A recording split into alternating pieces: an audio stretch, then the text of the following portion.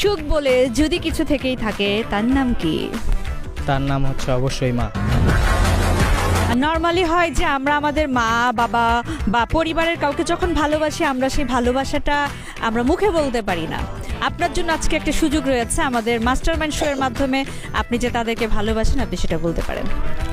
তাহলে বলবো আসলে সবার প্রতি ভালোবাসা প্রকাশ করা হয়েছে, কিন্তু আমার আব্বুর প্রতি কখনো হয়তো বলা হয় নাই সামনাসামনি, যে হয়তো আব্বু আমার কাছে প্রকাশ করে নাই, বাট তার অনেক অপ্রকাশিত মাধ্যম আছে যার মাধ্যমে আমি প্রুফ পাইছি সে আমাকে তার জীবনের চেয়েও বেশি ভালোবাসে। তো আমিও আজকে তার রিপ্লাই দিতে চাই যে আব্বু আমিও তোমাকে অনেক ভালোবাসি, হয়তো সামনাসামনি বলা হয় নাই কিন্তু আজকে বললাম। ডাব পাইলাম চাপ, বিষয়টি আসলে কি? বিষয়টি আসলে বিয়ে। কিভাবে? কিভাবে সেটা হচ্ছে বিয়ে করতে গিয়ে